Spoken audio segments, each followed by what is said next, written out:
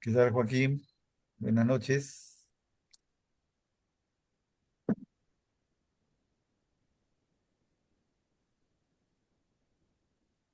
Oh, Viviana, buenas noches.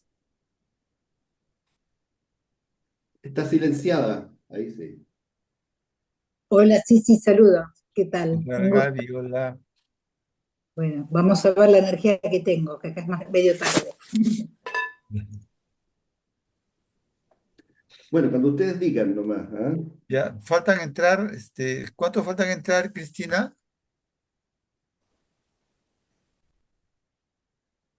Todavía hay, Dos personas están entrando ahora. ya, entonces vamos preparando para empezar. Muchos están sin cámara. Bueno, vamos empezando. Muy buenas noches a todos. A nombre de la Asociación de Psicoterapia Psicoanalítica, hoy día 14 de mayo de 2025, vamos a iniciar nuestra reunión científica. La bienvenida también viene de parte del Instituto Psicoanalítico Interdisciplinario. Eh, la ADPP, que es nuestra asociación, es una asociación civil sin fines de lucro que tiene más de 30 años de existencia institucional y ha sido generadora de conferencias, cursos, seminarios, talleres, etcétera. Somos a nivel nacional miembros de Psicólogos Contigo, que es una asociación civil conformada por 7 asociaciones psicoanalíticas reconocidas del Perú, que nos juntamos y nos unimos para brindar apoyo a las poblaciones vulnerables. Hemos fundado hace 4 años el Instituto Psicoanalítico Interdisciplinario, que es una institución formativa de posgrado que imparte la formación en psicoterapia psicoanalítica de 3 años y la especialidad en psicoanálisis e intervenciones sociales de 1 año. Hemos suscrito con IPI un convenio con la Universidad Antonio Ruiz de Montoya que avala nuestro plan de estudios y otorga beneficios a los estudiantes de ambas instituciones. A nivel internacional, somos miembros de la Federación Latinoamericana de Asociaciones de Psicoterapia Psicoanalítica y Psicoanálisis, la PSIP. La presidencia la tiene ahora Sara Oxestein, que es una miembro de nuestra institución y que está acá presente con nosotros. Eh, este año se va a llevar a cabo en Lima el 13º Congreso que lleva por nombre Eros, Alteridad y Creatividad en Tiempos de Asombro, el pulso actual del psicoanálisis. Va a ser el 16, 17 y 18 de octubre. Si pueden entrar a nuestra página, a nuestro Facebook, para poder conseguir aquellos que quieran inscribirse para este evento. Aquellos que hayan ingresado sin apuntarse en, en el link que pusimos, por favor manden sus correos por el Zoom o por el WhatsApp para poder tenerlos en cuenta y invitarlos a las siguientes reuniones. Bueno, voy a dejar el lugar a nuestra directora científica, Liz Coronel, que va a presentar a nuestro expositor. Gracias, Miguel. Buenas noches con todos. Es un placer presentar a Juan Flores, a quien agradecemos haber aceptado nuestra invitación. A ver, les voy a contar. Juan es psicólogo de la Universidad Católica de Chile, doctor en psicología de la Universidad de Chile, psicoanalista de la Sociedad Chilena de Psicoanálisis ICHPA, director del Magíster en Psicoanálisis de la Universidad Adolfo Ibáñez, docente y supervisor en el Instituto de Formación de Psicoanalistas ICHPA, expresidente de FLAPSIP en el 2003 al 2005, expresidente de la Sociedad Chilena de Psicoanálisis ICHPA en el 2004, 2006, 2008 a 2010. Expresidente de la International Federation of Psychoanalytic Societies 2012 a 2016 y 2016 a 2020 y 2020 a 2024. Nos va a contar, Juan nos va a presentar el tema que nos va a presentar es los textos culturales de Freud, implicancias para la clínica. Él nos dice, el malestar contemporáneo a partir de una lectura psicoanalítica está atravesada por las transformaciones socioculturales del siglo XXI, marcada por la hiperconectividad, el privilegio narcisista, la atomización de los lazos y la precarización subjetiva que agudizan los conflictos estructurales ya señalados por Freud en el malestar de la cultura, el porvenir de una ilusión y psicología de las masas y análisis del yo. Esto significa abordar los impactos psíquicos de una sociedad que privilegia la inmediatez, la evitación del sufrimiento y el consumo como formas de control emocional, promoviendo nuevas formas de sufrimiento psíquico, tales como el vacío, la ansiedad generalizada y la fragilidad del yo. A partir del concepto de superyo contemporáneo se propone una reflexión crítica sobre el imperativo de goce, la sobrecarga del ideal del yo y dificultades actuales para la tramitación del deseo y el conflicto. Finalmente se plantea el desafío del psicoanálisis ante este escenario: sostener espacios de palabra que permitan la subjetivación del malestar, reinstaurando la dimensión del límite y el trabajo del duelo frente a un discurso social que tiende a la negación de la falta. Eh, bueno, ahora le voy a dar la palabra a Juan y mientras Juan nos va contando, si les surgen preguntas, comentarios, inquietudes, lo pueden escribir por el chat y después vamos a tener el espacio para compartir, para dialogar. Los dejo con Juan. Bueno, primero que nada, agradecer profundamente la invitación, el encuentro con antiguos, para no decir viejos, antiguos amigos que hemos compartido tantos encuentros latinoamericanos. Hace muy productiva la posibilidad de poder interactuar también de esta manera usando los recursos de la tecnología, así que agradezco este espacio. Lo que yo les quiero presentar se basa fundamentalmente en lo siguiente. Yo en el instituto de formación nuestro hago dos cursos. Uno que es de Melanie Klein en el segundo semestre y este que se llama Los textos culturales de Freud. Y la importancia para nosotros como institución de impartir un curso semestral sobre los textos culturales de Freud arranca de una visión que les quiero transmitir, que es la imposibilidad de hacer una división total y absoluta entre los elementos que constituyen a un sujeto, que son fundamentalmente los elementos históricos, sociales, y lo que aparece en el trabajo clínico. Yo, igual que todos mis colegas, trabajamos exclusivamente o casi exclusivamente en el trabajo clínico, todos los días viendo pacientes. Por lo tanto, lo que voy a plantear yo surge también de lo que uno observa en el trabajo clínico, digamos, día a día y diariamente con los pacientes. Es decir, el paciente que habla es un paciente que en su sufrimiento y en su dolor transmite, expone en su carne, digamos, sufriente y en su dolor psíquico las consecuencias de la vida cultural y social que le toca en cada momento histórico recibir.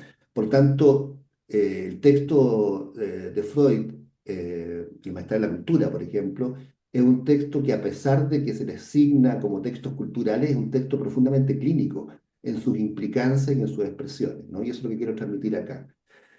Pero primero partir que Freud nos enseña en el texto de Maestra de la Cultura que todo orden civilizatorio va a implicar una tensión constitutiva entre el deseo individual y la exigencia de la vida en común. Esta tensión produce un malestar estructural, inevitable, inherente al hecho mismo de vivir en sociedad. Sin embargo, si bien el malestar es estructural, por supuesto que su expresión varía según las coordenadas históricas y culturales de cada época. Hoy, en el contexto contemporáneo, el malestar va a adquirir formas específicas, muchas de las cuales no se presentan como síntomas clásicos, lo que hemos estado acostumbrados, sino como padecimientos probablemente mucho más difusos, silenciosos o incluso, lo cual es más peligroso, normalizados.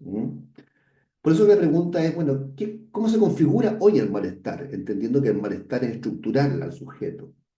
¿Qué nos enseña el psicoanálisis sobre sus raíces y sobre el modo de intervenir clínicamente ante él? Y ahí tendríamos que partir por hacer, en términos muy gruesos, una cierta despliegue, digamos, ¿no? de las transformaciones culturales hoy día en nuestro modo de vida, ¿no? Y este escenario actual sabemos que está marcado por transformaciones tremendamente profundas, ¿no? La hiperconectividad digital, el ascenso de la lógica del rendimiento, el debilitamiento de las instituciones tradicionales, familia, escuela, Estado, y una cultura del consumo que promueve, por supuesto, sabemos eso también, la satisfacción inmediata y la evitación del malestar. El yo actual, el yo contemporáneo, sometido a estímulos constantes, tiende a desarrollarse en un entorno que privilegia, por lo tanto, la aceleración, la imagen, la eficacia y la autoexplotación. El narcisismo adquiere una forma social ahora, alentada por redes que funcionan como, diríamos, vitrinas permanentes de validación o rechazo. ¿Mm?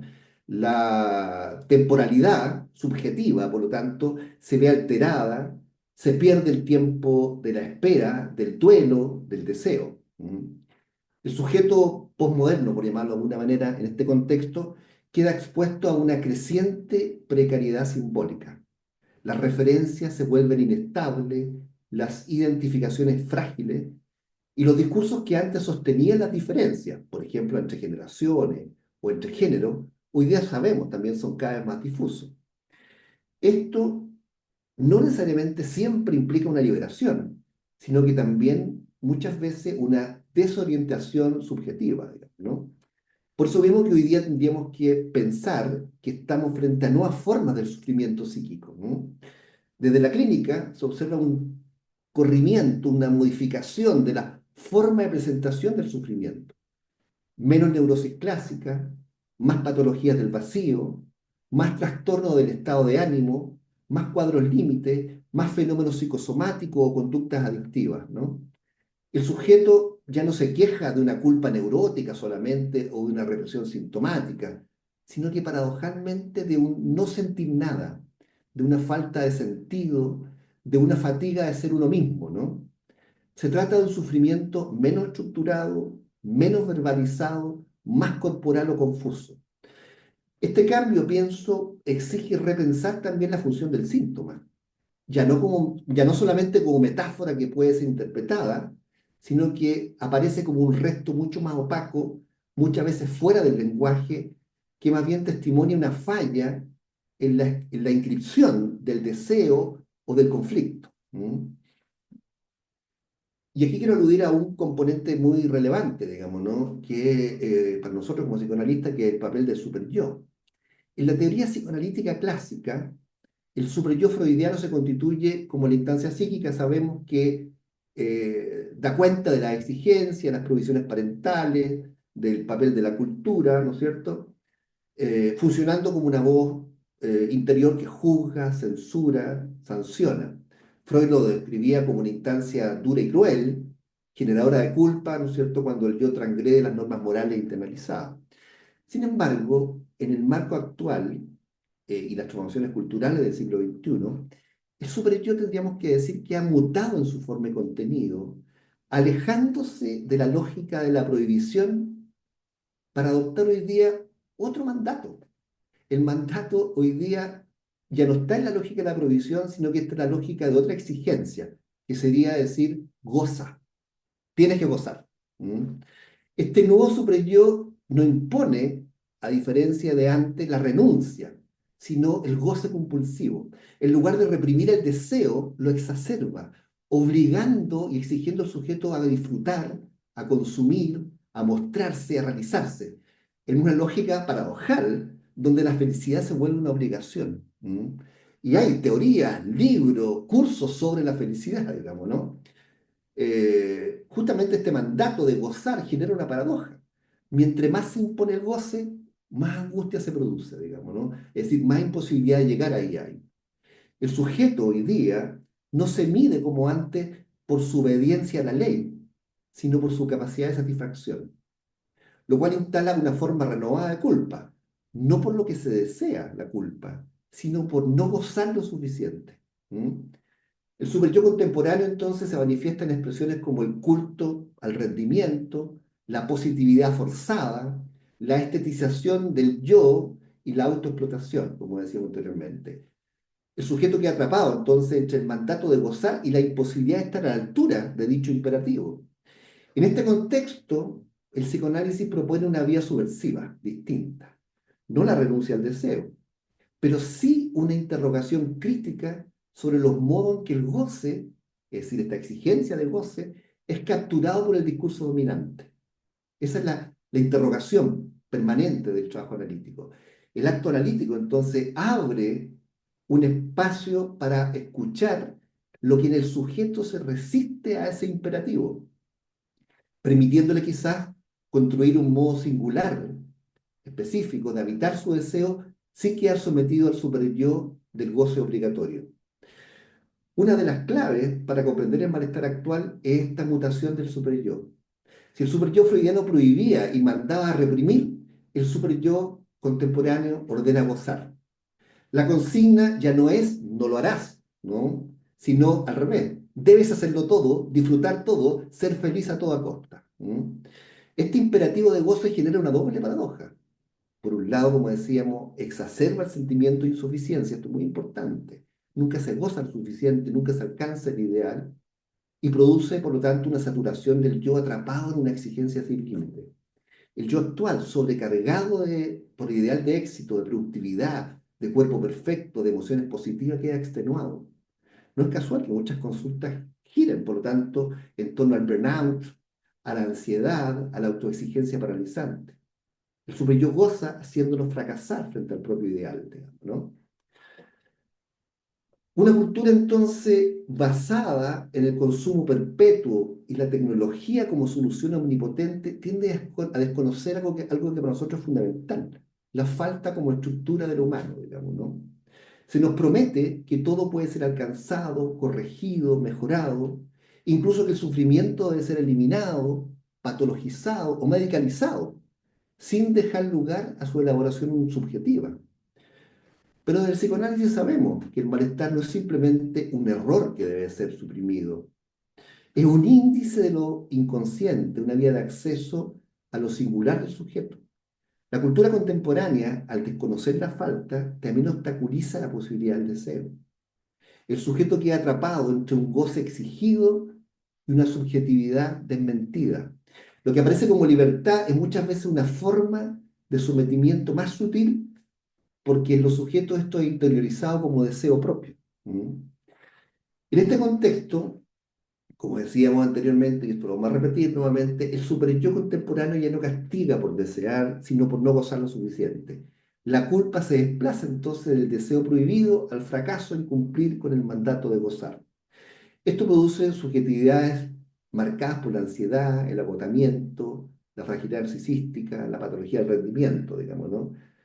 El psicoanálisis frente a este panorama que describíamos anteriormente incluso, Juan, un favor, ¿podemos ir un poquito más despacio si fueras tan amable? más lento te refieres. Más lento, sí, más ¿Ya? lento. Gracias. El psicoanálisis es un problema chileno, disculpe. El psicoanálisis frente a este panorama no propone una vuelta al pasado, como decía anteriormente, ni una negación del goce. Propone más bien su reinscripción, su interrogación por el deseo inconsciente. La clínica psicoanalítica permite interrogar ese mandato de goce, abrir un espacio para que el sujeto pueda encontrar una posición singular frente a este goce, no impuesta por el superyo, sino que interrogarla a partir del trabajo de la transferencia, digamos, ¿no? Vivimos, todos lo sabemos, un tiempo de transformaciones muy profundas, tecnologías que disuelven los límites entre lo privado y lo público, discursos científicos que biologizan el sufrimiento, es una de las principales amenazas para el psicoanálisis, ¿no? Una cultura del rendimiento que mide el valor subjetivo, es decir, lo que alguien vale en términos de su productividad. En este escenario vemos, ¿no es cierto?, como señalamos anteriormente, los trastornos de atención, la depresión, las adicciones, etcétera, ¿no? Y una patologización de la vida cotidiana. Quiero señalar aquí un punto, digamos, como ejemplo. La droga siempre estuvo presente en la historia de la humanidad, Pero anteriormente la droga se usaba como vehículo de vinculación religiosa, digamos, ¿no es cierto? De lo que algunos autores han denominado estos sentimientos orgiásticos de unidad, vinculante, común, para relacionar lo sagrado con lo profano, y como vehículo colectivo. Sin embargo, hoy día la droga es un elemento absolutamente individual, privado, digamos, ¿no? En sus elementos prohibidos. Pero además, hoy día, si antes la droga podía ser usada para un vínculo colectivo o de conexión con Dios o para celebrar la vida, digamos, ¿no?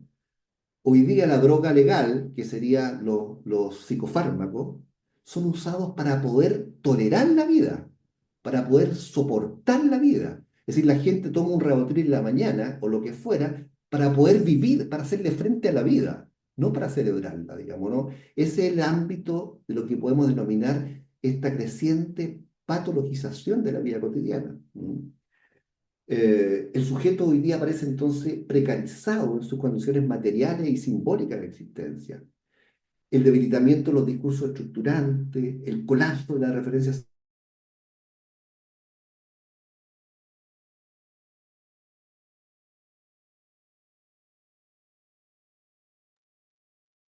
Se le colgó, parece.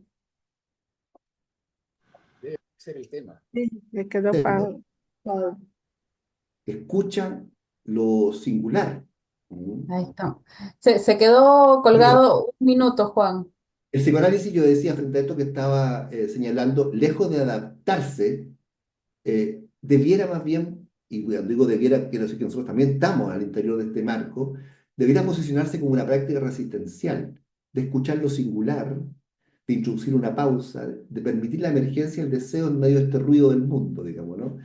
Pero eso implica subjetivizar el malestar, localizarlo, articularlo, ponerlo en palabras. Subjetivar no es racionalizar, ni justificar, ni darle al sufrimiento un lugar en la historia del sujeto. El espacio analítico se ofrece como uno de los pocos lugares donde el sujeto podría no ser objeto de evaluación, sino convertirse en un sujeto de enunciación. Es decir, ¿qué significa? Tratar, y esa es parte de la tarea analítica fundamental, tratar de dilucidar quién habla en el sujeto, ¿no? Lograr que ese sujeto hable por sí mismo y deje de hablar o de ser hablado por otro, digamos, esa es la gran tarea analítica, digamos, ¿no?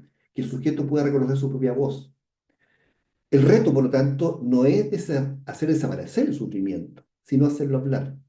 Hacer que ese malestar que atraviesa la época, esta época en específica, no se transforme en un silenciador de la subjetividad, sino en la posibilidad de inscribirlo, digamos, ¿no? Entonces, en ese sentido, el psicoanálisis, además de ser una práctica clínica, es también una ética del discurso, de la escucha, en estos tiempos de imperativo y de ruido, ¿no? Frente a este escenario, el desafío del psicoanálisis es sostener un espacio donde el malestar no sea negado, como dije anteriormente, ni medicalizado, sino puesto en palabras, simbolizado, trabajado. Sabemos que el análisis no promete felicidad ni adaptación, sino la posibilidad de asumir una posición singular frente a la propia falta, frente al deseo, frente al lazo con otro. En eso termino. En un mundo, por lo tanto, que busca evitar el dolor, el psicoanálisis revaloriza la función del límite, del tiempo, del conflicto. Reivindica el valor del inconsciente, del síntoma y de la palabra como vía de elaboración. Nuestro trabajo, en definitiva, consiste, por lo tanto, en restaurar la dimensión de lo simbólico en un tiempo que tiende a borrarla, ¿no? No para restaurar un pasado idealizado, sino para ofrecer al sujeto la posibilidad de una lectura ética de su malestar, es decir, de una salida que no lo reduzca a un objeto de consumo, pero que tampoco lo abandone al sinsentido, digamos, ¿no? Esa es la tarea que tenemos los analistas en el trabajo cotidiano. ¿Mm? Bueno, dejo hasta acá para que vayamos a la discusión, a las discrepancias, a las críticas y podamos conversar. ¿Mm? Bueno, estamos abiertos a los comentarios, las preguntas que quieran tener. Yo te voy comentando, Juan, que lo que contabas me traía al recuerdo dos cosas que leí. Una de Rubén Zuckerfeld, que hablaba de la obesidad. Él trabajó mucho el tema de trastornos alimenticios y entonces decía que justamente esta cuestión de gozar, o sea, de comer, comer, comer, ¿no?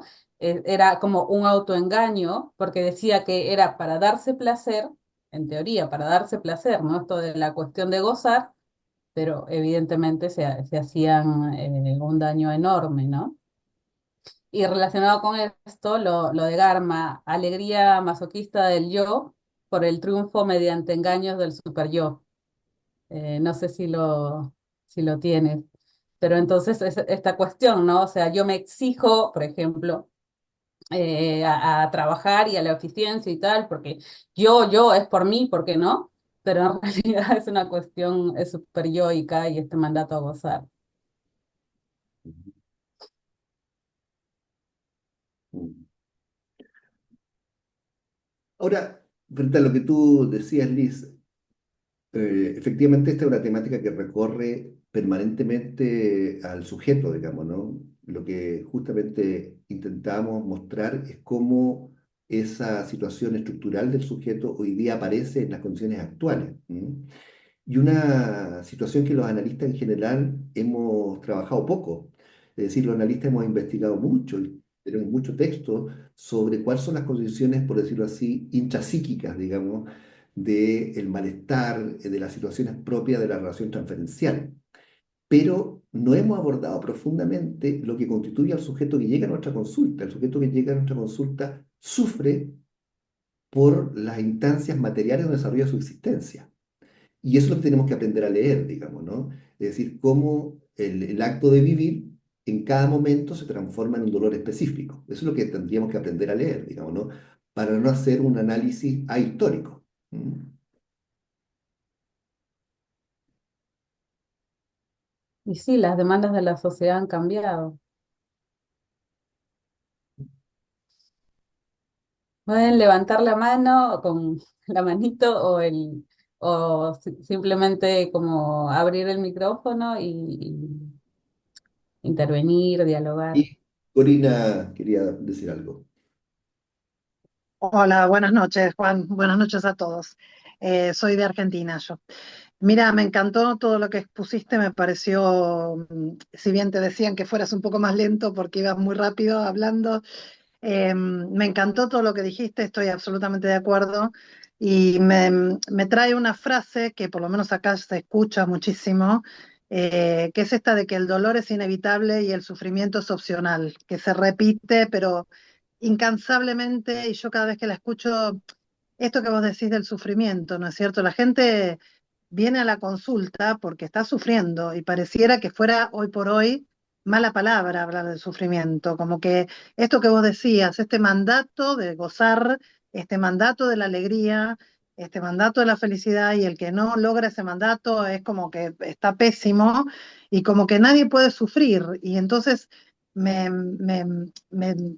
hacía pensar todas estas cosas, ¿viste? Como esto del sufrimiento, que yo pienso exactamente tal cual, lo mismo que vos decís, que hay una línea muy, muy delgada entre el dolor y el sufrimiento. La gente sufre y realmente está bien que sea así, la gente se tiene que expresar y tiene que poder decir que sufre. No es mala palabra decir estoy sufriendo o aquel sufre. Mm. Así es. Pero eso que tú dices, Corina, efectivamente es una situación difícil de aceptar. Quiero contar aquí una experiencia cotidiana. En un funeral que me tocó asistir, porque a esta altura de la vida uno ya va a los Sí. funerales.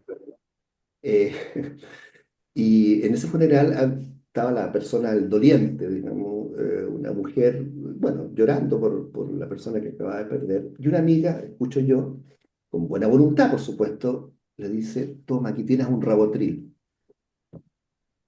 ¿Cuál es la lógica detrás? La lógica es que el proceso de duelo, de dolor o de llanto, por alguna razón que tiene que ver con una instancia cultural más amplia, digamos, ¿no? Tiene que ser evitado como de lugar. Y Los se procesos tapa. Exactamente. Los procesos de duelo, los dolores, digamos, no son productivos en nuestras instancias sociales, digamos, ¿no? Perturban. Termino con esto, otro ejemplo, digamos, para darle la palabra a Roberto. Eh, Acá en Chile te produjo un gran paso, digamos, en unos gobiernos atrás, porque se incorporó al plan de salud colectivo la posibilidad de incorporar la depresión. Y la depresión significa un apoyo farmacológico y 15 sesiones de psicoterapia. Eso es lo que el Estado, digamos, da. ¿M? Sin embargo, el manual, y ahí tenemos que considerar a los psicoanalistas también, el manual dice que la terapia tiene que ser conductual cognitiva, lo dice explícitamente. El manual entregado a todos los al sistema de salud público. Por supuesto que eso tiene que ver con la ausencia de nosotros en las instancias colectivas de salud pública, pero también tiene que ver con una lógica del rendimiento. Al aparato, digamos, no le interesa el sentido del dolor o el sentido de la depresión. Lo que le interesa es volver lo más rápidamente posible al sujeto al campo productivo, ¿no? Tal cual. Porque eso tiene que ver a su vez con una instancia mucho más global que lo supera, digamos, ¿no? Roberto, tenía ahí una...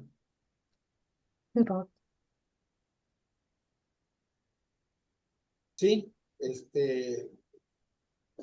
buenas noches. Mira, buenas noches Juan Flores y todos los asistentes. Estaba pensando un poco en esos límites del goce, de la insatisfacción por el no alcanzar esa vivencia cotidiana que tenemos, que nos obliga día a día a tener una satisfacción inmediata, constante. Y si uno mira pues toda la publicidad y todo lo que nos piden en términos del consumo, de las cosas que nos ofrece la sociedad para poder sentir que vivimos prácticamente a partir del goce. Pero eso esconde también, creo yo, otra cosa más importante, porque muchas personas podemos o pueden vivir con toda esta propaganda, pero a la vez poder sentirse contento con lo que tiene, con lo que goza, con lo que disfruta. Y bueno, no tienes todo lo que quieres y así está bien también. Lo que pasa es que hay una profunda insatisfacción en el sentido de, es como que estás buscando hay algo que le está faltando. Y creo que esa falta me parece que tiene que ver este, que se suple con esta necesidad de satisfacción inmediata, de, de vacío en lo que se recibe frente a los demás, en las relaciones interpersonales, en el afecto, en el cariño. Y de alguna manera estamos como más fríos pensando en lo que debemos recibir, ¿no? Para estar satisfechos y no angustiados, ¿no? Pero es como que hay algo que está viviéndose de una manera que lo empuja a uno a tomar esa forma de vida angustiosa y es por una falta, para completar un poco la idea, una suerte de vacío dentro de sí mismo.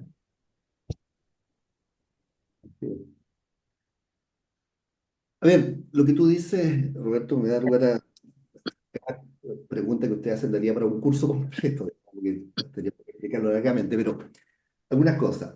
Por supuesto, porque uno podría pensar que entre otros elementos, una de las características fundamentales vinculadas al trabajo analítico, voy a decirlo de esta manera, digamos, es aceptar la muerte. ¿Mm? Y aceptar la muerte significa aceptar esa conciencia de finitud, aceptar que el tiempo entonces es un valor escaso, pero es lo único que nos haría posible poder privilegiar la vida, justamente la constancia de ese límite, lo cual supone un trabajo de duelo. Es decir, el trabajo de duelo, uno podría pensar que es la constituyente fundamental, digamos, ¿no es cierto?, del proceso humano y del trabajo psicoanalítico. Esto tiene distintos nombres dependiendo de las teorías psicoanalíticas, ¿no? El proceso de duelo, aceptar la falta de la terminología lacaniana, el umbral de la posición depresiva, etcétera. Podemos llamarlo de distintas maneras. Pero en eso hay una coincidencia en el mundo analítico, que es un elemento fundamental del sujeto, ¿no?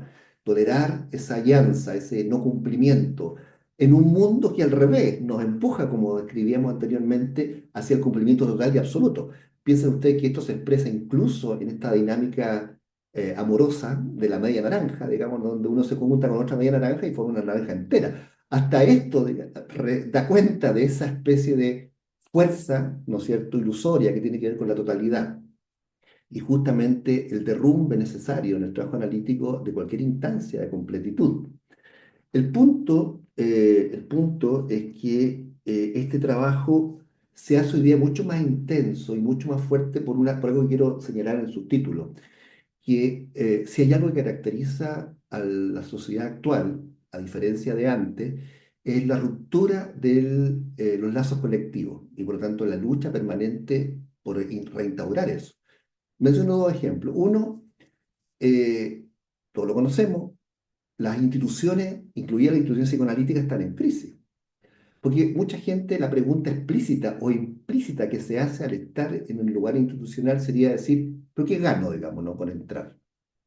Y ese que gano tiene distintas formas de poder ser respondida. Claro, porque la respuesta obvia sería esa, sería simplemente nada, la pasión de estar con otro, digamos, ¿no? De poder colectivizar, de poder conversar, de poder discutir. Pero detrás está la idea de la ganancia, digamos, ¿no? Por eso que las crisis, y las instituciones están en crisis, digamos, ¿no? Porque la gente no percibe en función de las ideologías dominantes cuál podría ser el elemento ganancial, ¿no? Pero esta ruptura del tejido colectivo es bien importante y quiero señalar algo aquí que algunos han escuchado, digamos, ¿no? Al respecto. Uno podría señalar un momento que lo quiero señalar como episodio, nomás como episódico, no como un elemento central, pero como episódico. Caída del muro de Berlín en 1989, 90, ¿no? ¿Por qué digo esto? Porque en ese derrumbe estrepitoso de la caída del muro de Berlín tendríamos que decir que cae también la última utopía colectiva de la humanidad. ¿Mm? Había caído de antes, pero ahí estaría el derrumbe ya en términos físicos y concretos. ¿Mm? Bueno, piensen ustedes que después de eso, Francis Fukuyama, un asesor del Departamento de Estado, saca un texto norteamericano, saca un texto que se llamó El fin de la historia. ¿Mm? No quiero extenderme sobre eso porque lo que Fukuyama usa como título es tomar, digamos, de modo contradictorio una terminología marxista para decir, ya no hay conflicto, se acabó, digamos, la historia. Si la historia era la lucha de clase, digamos, se acabó aquí porque aquí lo que viene de aquí para adelante es la dominancia total y absoluta del liberalismo, digamos, como modelo económico y como modelo político. Fukuyama después se arrepiente de esto, ¿ah? Pero de ese triunfalismo. Pero ¿por qué es tan relevante eso? Porque después de aquello la humanidad no ha tejido nuevamente otra utopía colectiva. No hay, no existe. ¿Cuál es? O sea, esa huerfanía de esa noción colectiva, que en la Edad Media pudo haber estado asignada, digamos, ¿no es cierto?, por la cristiandad, digamos, ¿no?, para quienes habitaban el mundo occidental, como eje vinculante de la acción y de la vida, o si posteriormente fue todo el fenómeno, digamos, ¿no?, del racionalismo, ¿no es cierto?, y de la euforia científica. Y para mucha gente después fue las perspectivas socialistas, digamos, ¿no es cierto?, que involucraron a gran parte de la humanidad y que mostraron sus límites también y sus derrumbes y su fracaso. No hay hoy día otra utopía colectiva. Lo que hay son arrestos privados, por decirlo así, ¿no es cierto?, las tesis del mundo climático, la lucha feminista, es decir, pero son atomizadas, que no logran ni lo han logrado todavía estructurarse en un gran proyecto, digamos, colectivo. No hay. Bueno, por tanto, lo que hay son proyectos privados. O sea, los sujetos tienen proyectos privados, no proyectos colectivos, familiares, legítimos, digamos, pero proyectos privados. ¿Mm? Bueno, aquí hay algo importante porque los proyectos colectivos tienen un riesgo, digamos, ¿no? Y todos sabemos que el problema de los proyectos colectivos es el fundamentalismo, digamos, ¿no es cierto? Es decir, el fanatismo, y por lo tanto, en nombre de lo religioso o en nombre de lo político se han cometido los mayores crímenes en la humanidad, digamos, ¿no? Pero generaban noción de vínculo con otros, digamos. Piensen ustedes que por ideas colectivas la gente estaba dispuesta a dejar su familia, su casa, lo que fuera.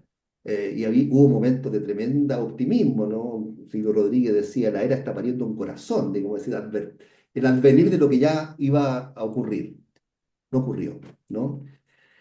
Y por lo tanto, eh, asistimos en una lectura analítica a algo que es bien especial, porque en un mundo arrasado, digamos, ¿no?, globalizado absolutamente, con la ruptura de las identidades particulares, con una gran identidad colectiva, digamos, que se pretende imponer a través del globalismo, viene la resistencia y el retorno de lo reprimido. Y eso aparece por dos vías. Por una parte, por la idea de algo que se pensaba, piensen ustedes, absolutamente abandonado y dejado de lado en la Europa civilizada. El problema de las identidades nacionales. Cae la Unión Soviética y empieza el conflicto al interior de los distintos países de la URSS. Termina Yugoslavia, digamos, y empieza la matanza interna. Las identidades nacionales, digamos, ¿no? En algo que se pensó que ya se había disuelto por la idea de un cierto internacionalismo, aparece con fuerza, aparecen las luchas identitarias, digamos, de los pueblos indígenas también, mantenida bajo presión durante muchos años, etcétera, etcétera. Y frente a un mundo sin Juan, fundamento, Juan, y la lucha también en África, ¿no? Cuando dejan Europa, ¿no?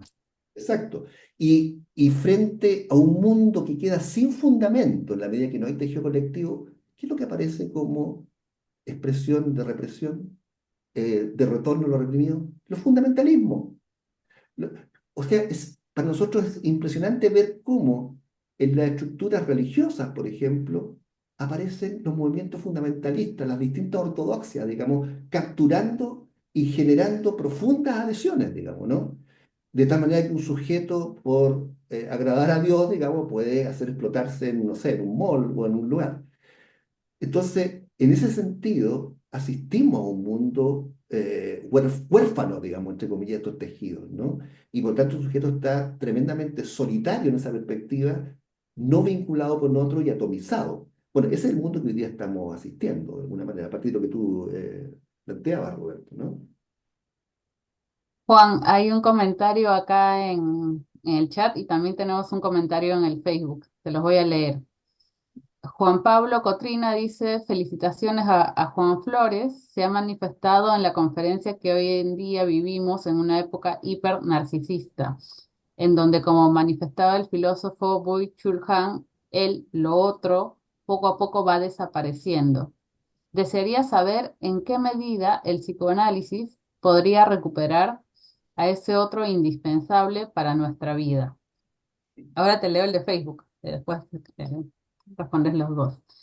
Cristian Pomiano Picón dice, ¿qué pasa con el sujeto cuando le da ansiedad por la incertidumbre social o cuando sufre por lo desconocido y lo que no puede controlar? Bueno, voy a tratar de vincular las dos preguntas porque tienen alguna relación, ¿no? Y voy a tratar de ser lo más sintético posible en una pregunta que, por supuesto, excede la respuesta que voy a dar. Uno de los, voy a partir por acá, uno de los objetivos, entre otros, digamos, ¿no? Que tiene el psicoanálisis, el trabajo psicoanalítico, voy a decirlo de esta manera, es matar al padre. ¿Mm? ¿Por qué? ¿Qué significa en este caso? Dejar de ser hijo. ¿Qué es lo que es un hijo? Un hijo es, psicológicamente hablando, por supuesto, aquel que quiere completar el deseo de un otro. ¿Mm? Es decir, el hijo está condenado, por decirlo así, a la obediencia y amar a sus padres porque en eso se le va el amparo de la vida, digamos, ¿no? Los hijos, los niños cuando son chiquititos quieren que les vaya bien en el colegio, no porque piensen que eso va a entrar a la universidad o que... No, es porque quieren ser amados por los padres, digamos, ¿no? Piensan que obedeciendo y cumpliendo el deseo de los padres van a ser amados. Bueno, esa es una marca fundamental de todos nosotros. Pero justamente el paso a la adultez significa poner en cuestión eso. ¿Para qué? Para darse cuenta que ese otro, puesto en los padres, digamos, ¿no?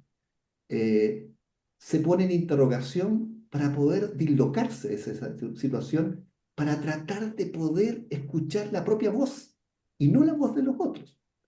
Por eso que es una de las situaciones más difíciles, porque significa efectivamente un tremendo trabajo de duelo para derrotar los sostenimientos ilusorios y ficticios en los cuales hemos vivido, para sostenernos en nuestros propios pies. Si pudiéramos hacer una analogía, es como cuando los niños se sueltan de la mano de sus padres y empiezan a dar sus primeros pasos. Hay ahí un momento, ahí pasó una analogía, un término de CISEC, hay un acontecimiento en eso, pero que está tan bien transmitido físicamente en el sentido de que ese niño siente la potencia de poder caminar solo, pero al mismo tiempo está mirando atrás a sus padres y se agarra de la mano porque tiene miedo a caerse. Bueno, el sujeto humano también transmita por la misma situación en el análisis. Tener que dejar de sostenerse las ilusiones en la cual se ha sostenido para caminar solo y hablar de su propia voz, aunque eso pueda significar las rupturas necesarias, digamos, ¿no? Que tiene que hacer, de que no hay nadie que lo sostenga, salvo su propia condición, digamos, ¿no? Y que por lo tanto, al mismo tiempo de reconocerse en esa situación fallada de que no hay un otro fundamental, no que es una ilusión, ni siquiera el analista, que también es lo que hay que derrotar después como sostenedor, necesita también de ese vínculo con los otros para poder sostenerse, pero que tiene que hacerlo de su propia voz.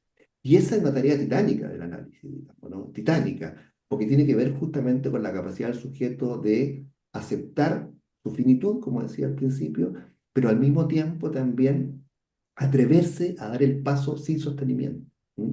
Eso es algo que Freud graficó de manera magistral, digamos, ¿no? En sus textos, como eje fundamental del análisis, digamos, ¿no? Y en ese sentido, voy a hacer aquí una diferencia, se puede hacer de muchas maneras, pero lo voy a hacer de esta manera. Hay una diferencia que pudiéramos decir entre lo que pudiéramos denominar la moral y la ética, ¿no?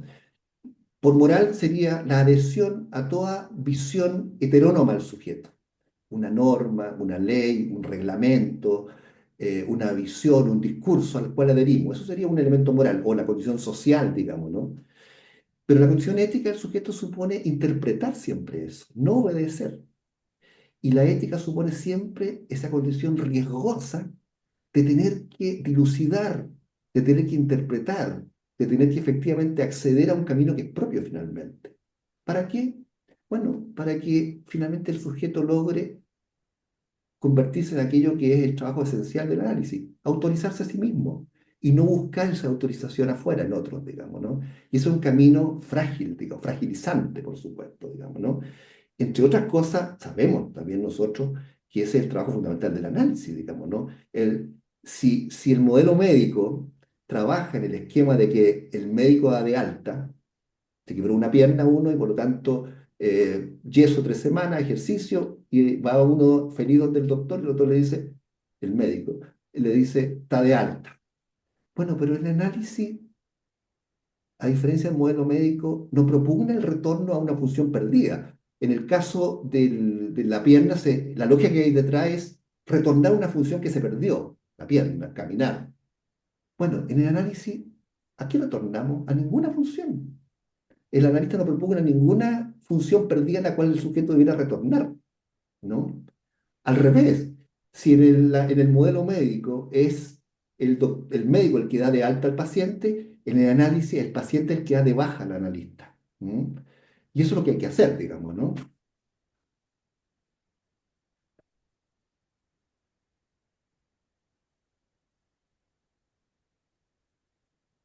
Miriam. Miriam, Sí.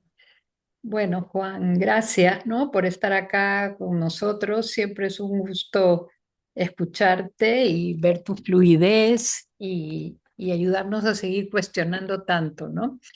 Tengo un comentario y quizás una pregunta, ¿no? El comentario es dentro de todo este contexto macro, ¿no? Que tú estás describiendo, es que interesante también desde ahí. eh, Perdón, qué interesante desde este contexto macro entender la partida reciente del presidente Mujica, ¿no? Un personaje tan anti el goce de esta época y cómo él logró mantenerse fiel a sí mismo o esa subjetividad de la que creo que estamos hablando. De repente como para discutir un poquito, ¿no? Mujica en este contexto. Y en cuanto a la pregunta, me gustaría eh, pedirte de repente si pudieras como imaginar cómo traducir esto en una sesión, ¿no? En una sesión de análisis, en el sentido de cuál sería ahí el diálogo, ¿no? De un paciente y un analista desde esta óptica de subjetivizar su deseo dentro, por supuesto, del contexto en el cual vivimos, ¿no? Y toda la estructura macro que nos atrapa, ¿no? ¿Cómo lo plasmarías en un diálogo imaginario? A ver, gracias Miriam por la pregunta. Mira, bueno, lo de Mujica, por supuesto, ¿no? Mujica probablemente el impacto que produce, más allá de las adhesiones o no ideológicas, ¿no? Es un sujeto que intenta vivir de acuerdo a una convicción, digamos, ¿no es cierto? Y eso, evidentemente, y esa convicción es una convicción que tiene que ver con una forma particular de humanidad que se transmite ahí. Especialmente en un mundo hoy día donde también tenemos que entender qué está pasando con el regreso de los autoritarismos. Yo les hablaba anteriormente bueno, de esta idea de matar al padre, digamos, ¿no? Bueno, como nunca hoy día tenemos en este sentido, una humanidad plagada de hijos. ¿En qué sentido? Psicológicamente hablando.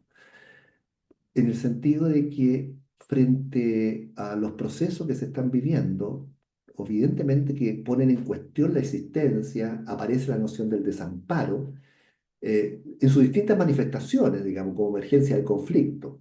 ¿Y qué es lo que las masas piden en general? Que vuelva un padre. Es decir, que vuelva alguien, al igual que en Tótem y Tabú y en la Horda Primitiva, que a pesar de que puede ser autoritario, odioso o capturar el poder, nos dé orden, tranquilidad y paz.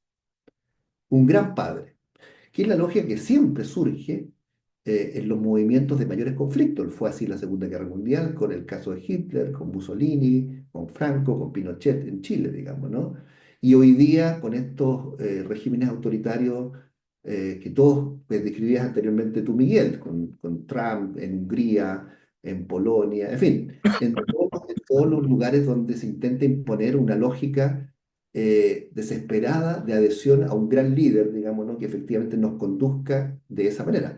No, y eso la historia lo recoge, digamos, ¿no? Y siempre, digamos, frente a los momentos de conflicto y de confusión, está la regresión autoritaria, y eso es lo que hoy día estamos accediendo, digamos, de un mundo que se somete a como dé lugar frente a la amenaza real o imaginaria de la existencia, la idea de una ley y de un orden que se imponga, aunque signifique la pérdida y la amenaza a la libertad, ¿no? La misma está sufriendo, supongo, Corina en Argentina, digamos, ¿no? Eso. Ahora, respecto a los ejemplos que tú decías, Miriam, bueno, están todos los días los ejemplos, todos los días. Hoy día mismo pensaba en sesiones de hoy día, por ejemplo, un paciente que sufre un grave conflicto de no saber si continúa una relación con una chica, estoy hablando de un muchacho de unos 27 años, porque está confundido, en fin, etcétera, y después de varias sesiones, lo que llega a la conclusión es que evidentemente no sabe, porque sabe que elegir a esa chica significa un conflicto con los padres. Y teme, por lo tanto, quedar fuera del campo de admiración de los padres. ¿Mm? Y eso significa, evidentemente, un temor tremendo, porque además hay un conflicto con su hermano, en fin, etcétera. Primer ejemplo. Segundo, un muchacho que ha tenido malas historias sentimentales, pero que sin embargo en el análisis lo que va quedando claro es de dónde está el problema. Y el problema es que, como todos sabemos, no existe la química en el amor ni en la atracción, es un nombre ficticio, para no dar cuenta que tiene que ver con la transferencia, ¿no es cierto? Como toda elección es transferencial, y que en este caso elige en función de lo que él supone, estoy simplificándolo, de lo que él supone que los demás van a aceptar como pareja de él. Y escoge chicas trofeo, ¿no? Del punto de vista de sus características físicas, en fin, porque de esa manera siente que efectivamente deja contento al público imaginario que lo observa, ¿no? Tampoco él se atreve, digamos, a dejar fuera ese otro, que sería este público fundamental, para poder acceder a una elección propia. Se confunde, no sabe qué es lo que él quiere para sí mismo, digamos, ¿no? Son dos ejemplos que dan cuenta de lo que tú preguntas y que uno observa permanentemente en el trabajo clínico. Sí, sí, está claro. Gracias. Miguel, digo, si quiero decir algo. Yo estaba pensando algo, quería compartir cuando hablamos de este super yo que ya no tiene la función punitiva de antes, sino que es un super yo que empuja al goce, ¿no? Que yo me ponía a pensar si se le podría seguir llamando super yo, o si ha habido un cambio cultural que, a diferencia de la época de Freud, ahora se dan otras cosas diferentes. Las normas tienen una particularidad.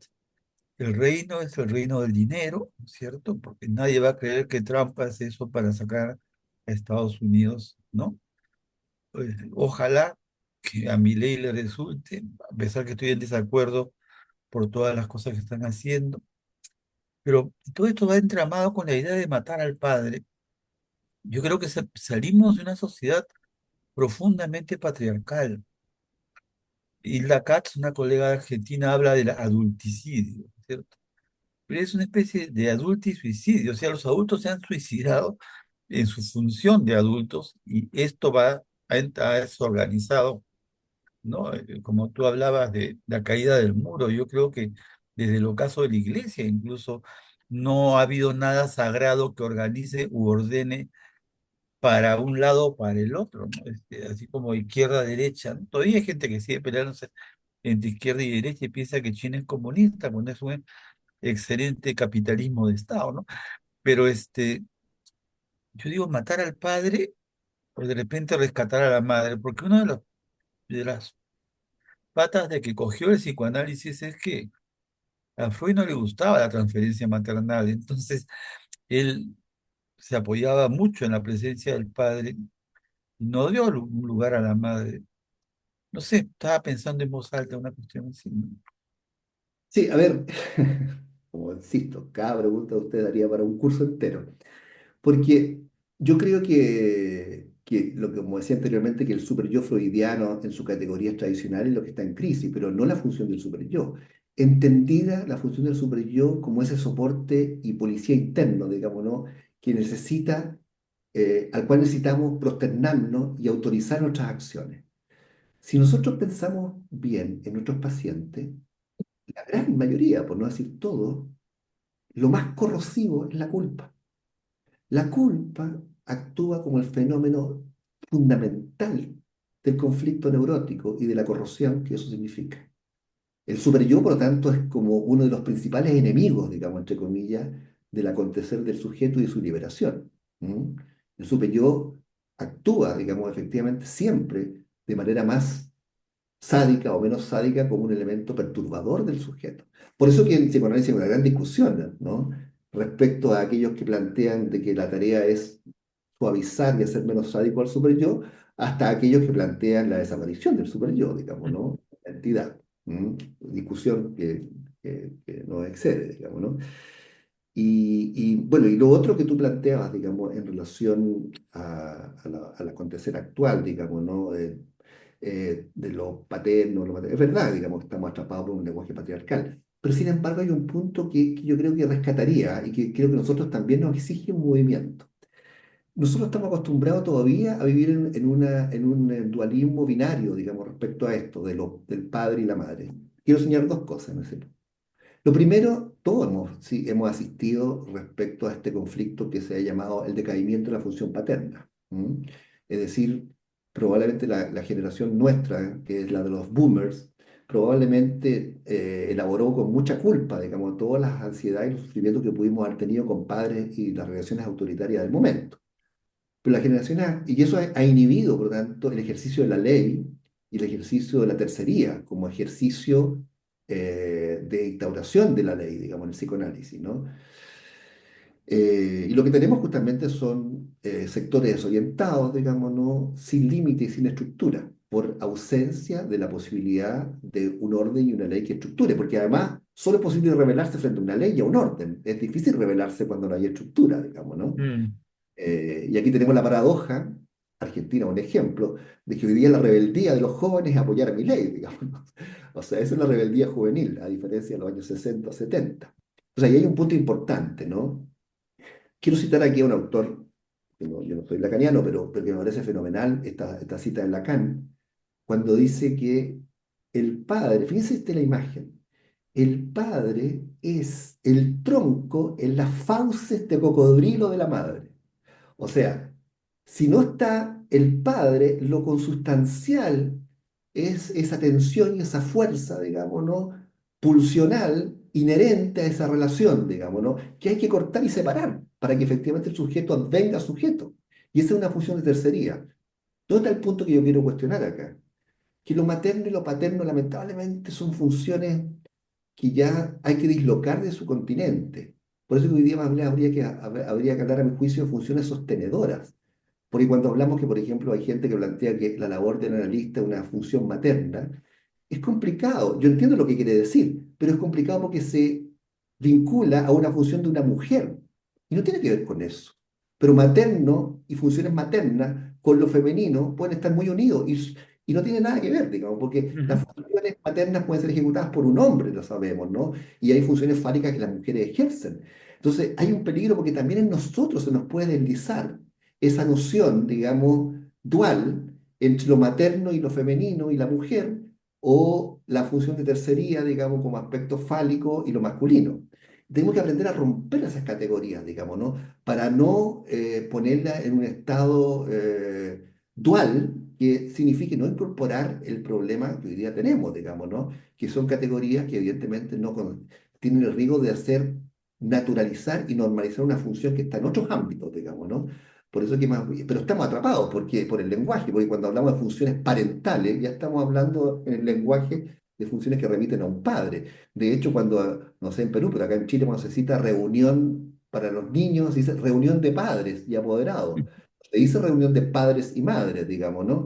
Entonces, esas funciones que cumple la madre, que cumple el padre, en gran parte tienen que ver con funciones de sostén, más que con funciones atribuibles a una noción sexual, digamos, como tal, ¿no? Por decirlo de alguna manera. ¿Mm?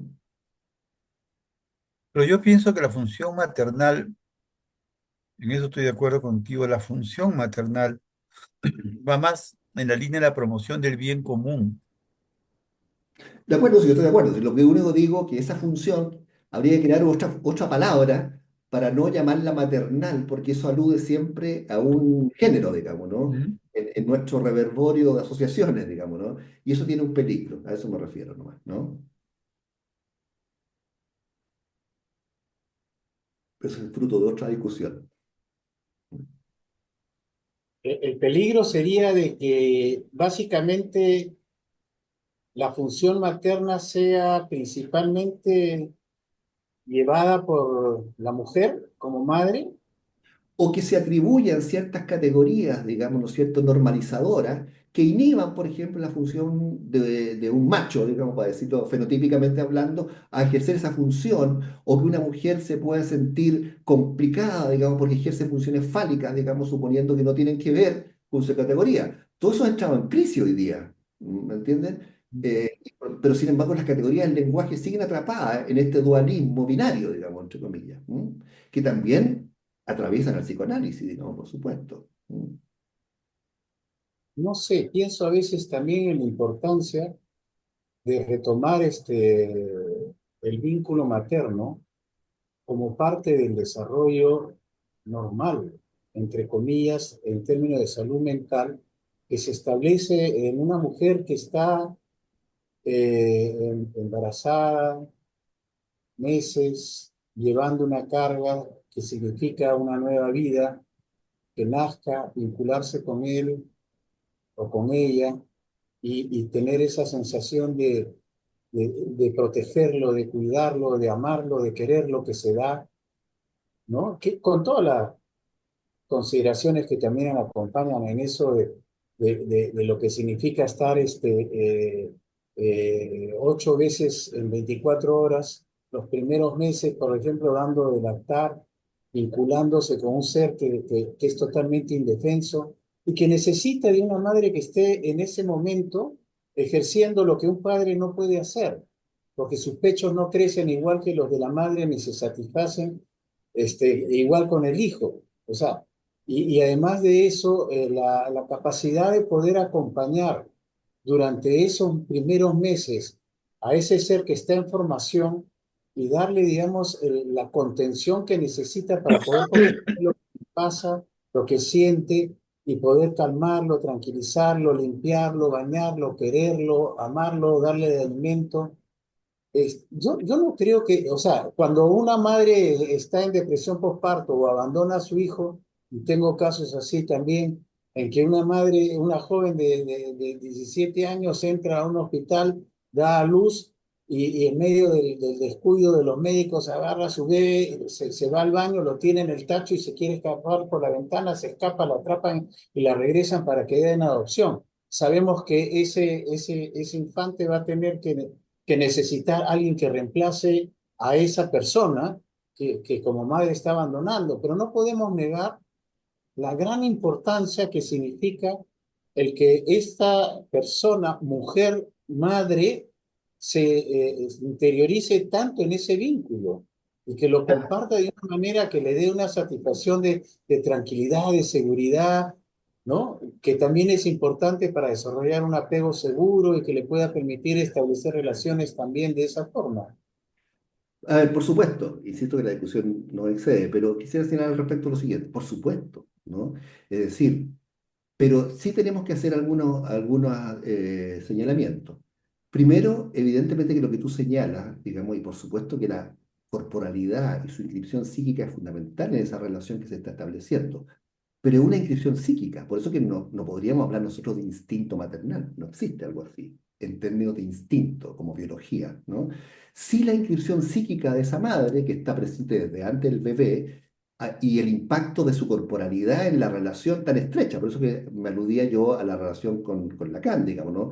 Pues por supuesto que una madre que ha visto crecer un alien en su vientre, digamos, en el sentido de un extraño, que se vincula a él y lo hace conocido como hijo por la inscripción psíquica que significa ese hijo, con todas las ambivalencias que haya que desarrollar al respecto. Después nace de su cuerpo, es expulsado de su cuerpo, digamos, vive a través de su cuerpo en los primeros meses. Hay una relación psíquica fundamental, llena, por supuesto, de conflictivas propias de la relación que se establezca ahí, pero una inscripción psíquica, por supuesto. Pero sin embargo, tenemos que mencionar algunos elementos de la sociedad actual. Esa noción, digamos, ¿no? Bueno, fueron transmitidas por nuestros padres del psicoanálisis, hoy día está en crisis. Estas son estadísticas actuales, digamos. La gran mayoría de la gente no da pecho. ¿Mm? Por las exigencias actuales. ¿Mm? Las funciones que tienen que ver con, especialmente en los países más económicamente desarrollados, digamos, paradojalmente, más ocurre, digamos, ¿no? Paradojalmente donde el pecho todavía tiene mayor preponderancia en los sectores populares, digamos, porque evidentemente es más barato, digamos, ¿no? Lo que quiero decir con esto es que también nos introduce en otra lógica entonces, ¿no? Que lo que tenemos que privilegiar, más que esa función corporal, entendiendo que está presente a través de lo que tú mismo describías, Roberto, es la función que ahí se cumple. Porque pensemos, por ejemplo, qué sucede que no es atribuible a la mujer, sino que a la función que ese cuerpo cumple, en este caso de una mujer. Pero, por ejemplo, hay muchos bebés que nacen, que no tienen pecho, digámoslo, que son alimentados con mamadera, con biberón, o que dejan al cuidado de las nanas. En fin, hay otros que cumplen en la función, digamos, ahí fundamentalmente de acogida y sostenimiento. O pensemos, por ejemplo, en una pareja homosexual. La pareja homosexual, esa mujer, eh, una dio a luz, supongamos, pero hay otra que va a cumplir la función de tercería, inexorablemente, que es la que está fuera de ese vínculo, o en una relación de dos hombres, digamos, donde ninguno tuvo esa corporalidad con ese bebé, pero que sin embargo esa función, entre comillas, materno o parental se va a cumplir igual, ¿no? Justamente por eso la teoría del Edipo aún puede seguir teniendo efecto a pesar de estos cambios de este orden. Y ahí se nos ponen en cuestión, por decirlo así, las categorías tradicionales, que es otro tema, que en gran parte tienen que ver con una herencia también de concebir el Edipo, muy ligado a la Sagrada Familia, papá, mamá, hijo, y que hoy día está en crisis, digamos, ¿no? Bueno, no nos olvidemos que el calostro no se lo da un biberón y las defensas y las proteínas que da un pecho materno que además se llena biológicamente y no sé si eso sería una forma de llamarlo instintivamente también o no. Por supuesto, no hay duda que la bondad de la biología, estamos discutiendo aquí la bondad de la biología, ¿m? Pero recuerden ustedes, y me acabo de verlo siempre, que casi no hay razones biológicas para que una madre no dé leche. Sin embargo, la gran mayoría de la gente de mamás que no dan leche, por factores psicológicos. Entonces, si no hay nada de instintivo, es algo que está cruzado absolutamente por la condición simbólica, digamos, ¿no? Que impide que haya leche en muchas madres. ¿M? Y eso es algo que ha ido creciendo de acuerdo a este sistema socioeconómico en el que estamos viviendo, donde a la mujer también se le obliga a tener un goce en un mercado también socioeconómico, donde ella también tiene que desarrollarse en paralelo con las mismas exigencias prácticamente que la del varón. Exacto, exacto. Por eso es que Mira, mira un ratito. Yo quería añadir algo. Nosotros en el curso de la infancia y el infantil tenemos una mirada histórico-cultural y al menos la historia que existe en la infancia es la historia de las clases altas de la Edad Media, ¿no es cierto? Y no ha habido costumbre de dar de lactar en esos sectores desde 1600, 1700. O sea, no había eso.